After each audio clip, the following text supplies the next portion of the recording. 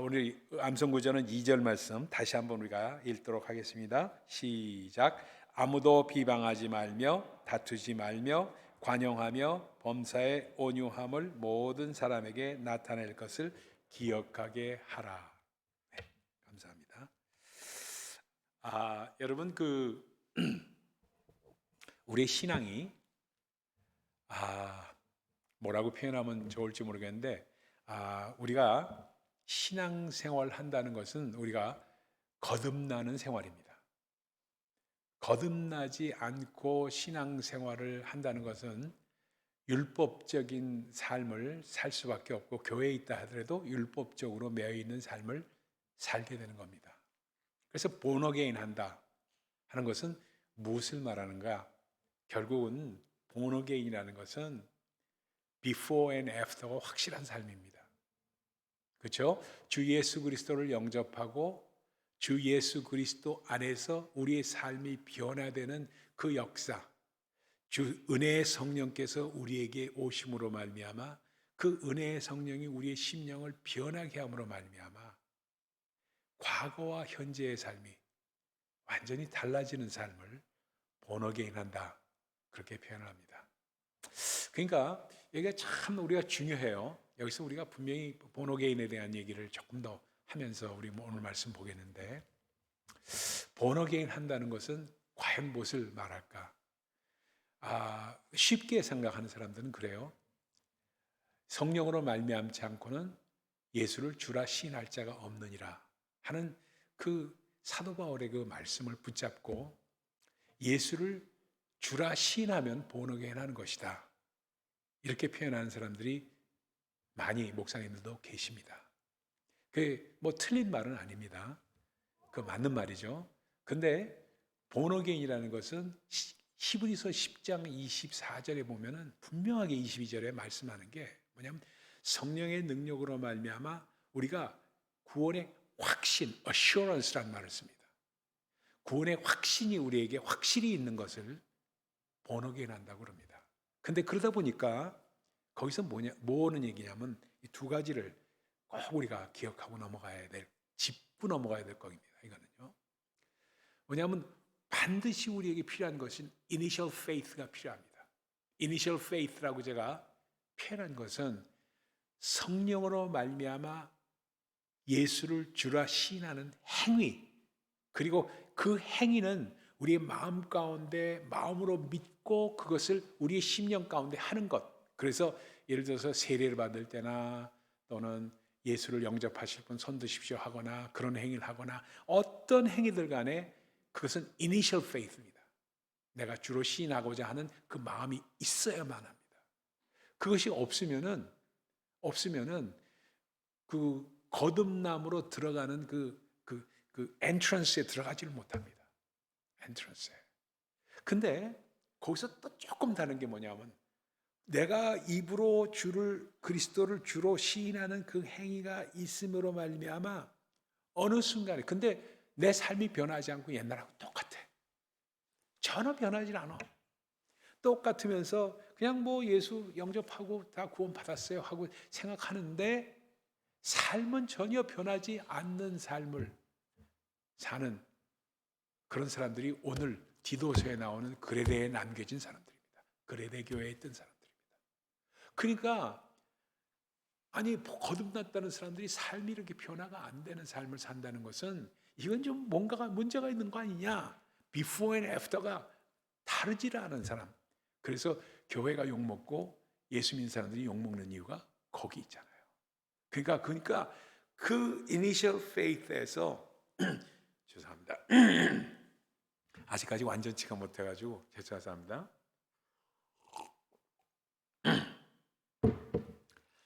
어느 날 갑자기 성령께서 우리에게 임하셔서 성령께서 주시는 스스로 저절로 믿게 되는 그 assurance가 오게 될 때 born again의 역사가 온전히 이루어진 것을 우리는 알 수가 있습니다. 그것을 히브리서에서는 말씀을 하고 있습니다. 그러다 보니까 다 찾아보면 성경 공부가 돼서 안 하고 제가 넘어가겠습니다만, 그래서 우리가 하는 것은 뭐냐면 우리는 반드시 우리가 의지적으로 예수를 주로 시인하고 영접하는 문제가 있고 성령께 간구할 때 성령께서 우리에게 주시는 그 놀라운 선물로 은혜로 우리가 믿음으로 말미암아 구원을 그 은혜로 선물로 주셨다고 하는 이유가 바로 거기 있습니다. 그러니까 믿음도 선물로 우리에게 주어지는 그것이 올 때 모노게인이 온전하게 이루어지는 것을 우리는 알 수 있다. 그러니까 참 어찌 보면요, 하나도 하나님께서 하시지 않는 일은 없습니다. 다 하나님께서 간섭하시고 우리에게 선물로 주어질 때 온전해진다는 것을 우리는 알 수가 있습니다. 왜냐하면 입으로만 얘기하고 그냥 그냥 말로만 하면서 삶이 변하지 않는 사람들이 많기 때문에 이루어진 겁니다. 그레데 사람들에게 디도를 남겨두십니다. 그레데의 교회를 창설하고 사람들을 모아놓고 사람들이 모이니까 그 사람들이 이방인이다 보니까 옛날의 삶과 현재 삶이 달라지는 게 없어요. 예수를 영접하고 나서. 그래서 사도 바울이 마음 가운데 안 되겠다. 애들에게 정확하게 복음을 가르치고 해야 되는 일들을 해야 되겠다 해서 디도를 남겨두십니다. 그래서 우리 한번 1장으로 돌아가 봅시다. 1장으로. 1장 5절입니다. 1장 5절이에요. 디도서. 같이 한번 읽어봅니다. 1장 5절. 시작. 내가 너를 그레데에 남겨둔 이유는 남은 일을 정리하고 내가 명한 대로 각성의 장로들을 세우게 하려 함이니. 그러니까 교회 조직이 있고 장로들 세우고 집사님들을 세우고 하는 이유가 무엇에 있는가? 바로 그것을 그 체계를 갖추고 가르치기 위한. 그래서 여기서는 엘더라는 것은 티칭 엘더를 말하고 있습니다. 티칭 엘더. 그래서 이 가르치는 사람들을 세우고 하는 게, 여러분 제가 옛날에 어렸을 때 말입니다. 저도 어렸을 때부터 교회를 다녔죠. 그래서 어렸을 때부터 교회를 다니면서 제가 이게 봤을 때 자라면서 조금씩 자라면서 느낀 게 우리 할머니들, 우리 어머니 세대는 그래도 조금 다른데 할머니들은 저희 할머님이 김경순 할머님이라고 아주 무서운 할머니가 계세요. 그 할머님이 또 저 표현이 죄송합니다만 일자무식이라. 옛날에 할머니들이 무슨 뭐 학교를 다녔어요. 뭐 했어요? 할머님들이. 그렇잖아요. 우리 그땐 뭐 조선시대 때 태어나신 분들이 언문 깨치기도 어려웠던 사람들 아닙니까? 그런 분들인데 아주 굉장히 무섭고 그리고 아주 말을 얼마나 또박또박 잘하시고 우리를 가르치는데 얼마나 뭔지 몰라요. 매철이 회초리를 막 탁탁탁 때리고 그랬어요. 그것을 제가 기억을 합니다. 근데 그 이유가 뭔가? 교회에서 배우셨기 때문이에요. 교회에서.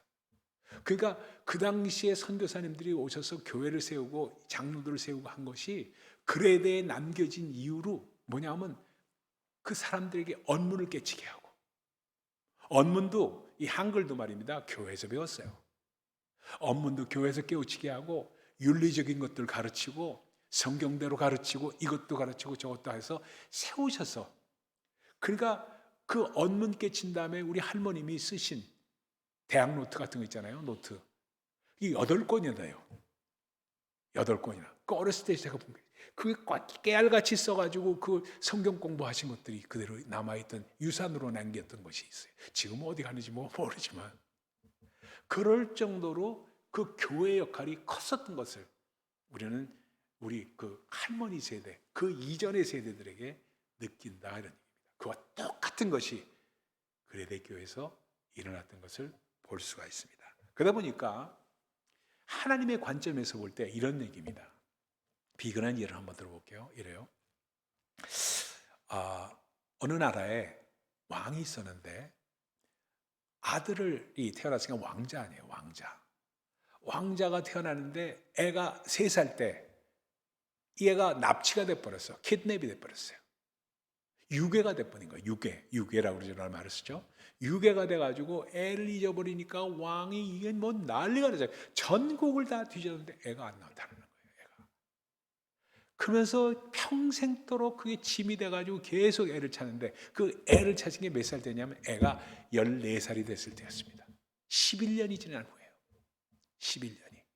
11년이 지난 후에 애를 찾았는데 그동안에 애는 3살부터 14살이 되는 동안에 깡패 속을 해서 뭐 하면서 자라냐? 거지처럼 생활하면서 그 거지처럼 비렁뱅이로 그리고 소매치기로 이런 걸 하면서 시키면서 깡패들이 시키면서 거기서 자란 거예요. 거기서 자라니까 그냥 샅샅이 뒤져가지고 겨우 찾아놨는데 11년 만에 찾아와서 그 옷을 깨끗이 갈아입히고, 그렇죠? 깨끗이 갈아입히고 그 얼굴이 깨끗해진 다음에 그 테이블에 앉아가지고 왕은 저기 앉았고 아들은 이쪽에 앉았고 해가지고 그 밥을 먹는데 얘가 테이블 매너를 배운 적이 있나? 그러니까 뭐예요?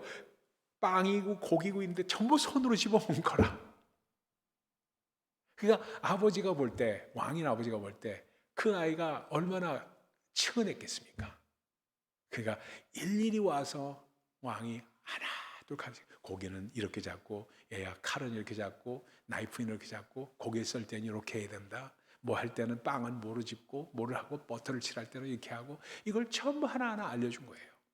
알려줘가지고 조금씩 배워나가면서 자리를 잡아가서 걔가 황태자의 역할을 할 때까지, 제대로 할 때까지 하나하나 배운 겁니다. 이게 교회 생활하고 똑같아요. 하나님의 관점에서 볼 때. 우리는 세상에서 마귀에게 키드냅 당한 사람들입니다. 우리가 과거에 그런 사람들이었기 때문에 이거 보세요. 예, 자, 3절 한번 읽어봅시다. 3장 3절. 디도서 3장 3절. 같이 읽어봅니다. 3절입니다. 시작. 우리도 전에는 어리석은 자요, 순종하지 아니한 자요, 속은 자요, 여러 가지 정욕과 행락의 종노릇한 자요, 악독과 투기를 일삼은 자요, 가증스러운 자요, 피차 미워하는 자였으나. before를 얘기하는 겁니다. 그리고 after로 우리 구주 하나님의 자비와 사랑과 사랑하심이 나타날 때 우리를 구원하시되 하고 말씀하십니다. 그러면서 우리가 행한 바 의로운 행위로 말미암지 아니하고 오직 그의 긍휼하심을 따라 중생의 씻음과 성령의 새롭게 하심으로 하셨나니. Before and after를 그대로 말씀하시는 게 마치 왕자인 아이들이 깡패들에게 키드냅 당해가지고 유괴당해가지고 깡패 소굴에서 자랐다가 그래서 그 법도를 배우다가 예절도 아니죠. 깡패 짓을 하다가 정말 황궁으로 돌아와서 아버지의 법도를 하나하나 배우는 것 같은 똑같은 과정을 거치는 것이 바로 그레데에 남겨진 디도를 남긴 이유였다는 얘기입니다. 그래서 디도에게 바로 그 그레데에 남은 사람들을 가르치고 그리스도 안에서 세움을 받게 하고 이런 일을 하게끔 함으로 말미암아 이르게 되었다는 겁니다. 그런데 여기서부터가 이제 본론으로 들어갑니다. 잘 보세요. 우리가 세상을 살아가면서 우리가 가져야 될 것이 뭐냐면 이걸 이제 영어로 표현하면 이래요. 우리는 성경 말씀이 있습니다. 성경 말씀. 영어로 성경 말씀을 텍스트라고 합니다. 텍스트, 스크립처 또는 텍스트라는 말을 씁니다. 우리가 살아갈 때 교재로 삼아야 될 것, 교재라는 말을 텍스트라고 그러잖아요, 영어로. 그래서 교재로 삼아야 될 것, 교과서로 삼아야 될 것이 텍스트면서 하나님의 말씀, 성경입니다. 근데 우리가 살아가는 이 환경을 영어로는 뭐라고 표현하면 컨텍스트라고 합니다. con을 붙여서 텍스트에다가 컨텍스트라고 합니다. 우리가 살아가는 환경입니다. 그러니까 우리가 교재로 삼아야 될 텍스트와 우리가 살아가는 이 환경, 컨텍스트 사이에서 우리는 어떻게 살아야 될 것인가, 그리고 설교자는 어떻게 설교해야 될 것인가를 가르쳐준 분이 계십니다. 그것이 존 스타트 목사님이에요. 그 책을 썼는데 뭐라고? 제목이 너무너무 멋있어가지고 제가 그 책은 탐독을 했던 책입니다. Between Two Worlds예요. Between Two Worlds. 그게 뭐예요? 두 세계 사이에서. 우리 인간은 두 세계 사이에서 있는 사람들이고, 두 세계라는 것은 하나의 말씀인 교재, 텍스트와 우리가 살고 있는 컨텍스트 사이에서 살고 있는 우리의 모습인데, 이 사람들에게 목사가 가르쳐야 되는, 교사가 가르쳐야 될 것은, 교회가 가르쳐야 될 것은 이런 것이고, 설교는 이렇게 하는 것이고 하면서 가르쳐야 되는 것이 디도서를 기준으로 해서 말씀을 강해한 것이 있습니다. 그러면서 느낀 것이 한 가지가 더 있어요. 여기서 아주 중요해요. 근데 디도에게 사도 바울이 말하는 오늘 본문 2절의 말씀은 참 기가 막혀요. 우리 텍스트가 있잖아요. 잘 보세요. 그다음에 우리가 살아가는 컨텍스트가 있잖아요. 근데 한 가지 텍스트가 더 있습니다. 뭐예요? 그걸 요즘 영화에서 영화인들이 주로 쓰는 말이에요. 대사를 쓰는 말. 그걸 서브 텍스트라고 합니다. 서브 텍스트, 영어로 표현할 때 신조어예요. 새로 나온 말이에요. 서브 텍스트라고 그래요. 서브 텍스트라고 합니다. SUV를 붙여가지고. 서브 텍스트라는 말은 뭐냐? 이런 말입니다. 잘 보세요. 너 요즘 밥은 먹고 다니냐? 하는 말을 하면은, 야, 너 요즘 밥을 먹고 다니냐? 하는 건 아버지가 아들에게, 야, 이 녀석이 밥도 못 먹고 그냥 너무 바쁘게 다니는 거 아닌가? 하면서 쓰는 말일 때도 있습니다. 근데 어떤 경우에는 너 돈도 없어가지고 빌빌대리면서 밥은 제대로 굶고 다니는 거 아니야? 하면서 걱정하는 표현으로 쓸 수도 있습니다.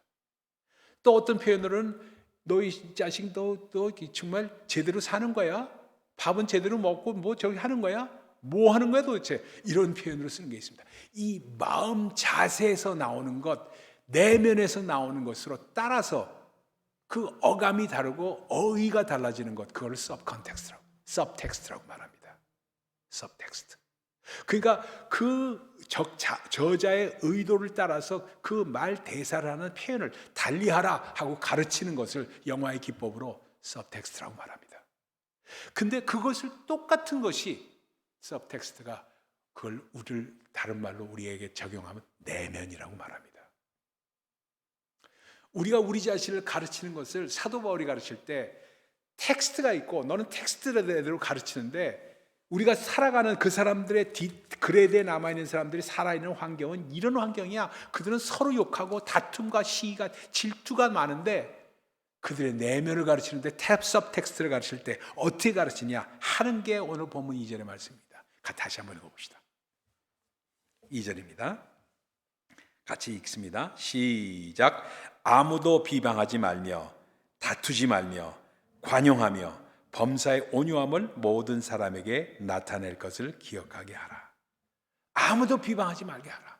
비방하는 사람들이 너무 많아. 그레데에는 서로 백바이팅하고 뒤에서 그냥 욕하고 그냥 앞에서는 알랑방구 끼고 뭐 이러면서 뒤에 가서는 욕을 하고 이런 사람들이 너무 많아. 왜? 내면들이 약해서. 내면. 그러면서 다퉈요. 매사에 다퉈. 네가 옳으니 내가 옳으니 다퉈. 그러면서 조금도 여유가 없고 그 관용하는 마음이 없어요. 온유함이 없어. 이걸 가르치라는 겁니다. 서브텍스트를 가르치면서 그러다 보니까 이 내면이 바뀌어지지 않으면은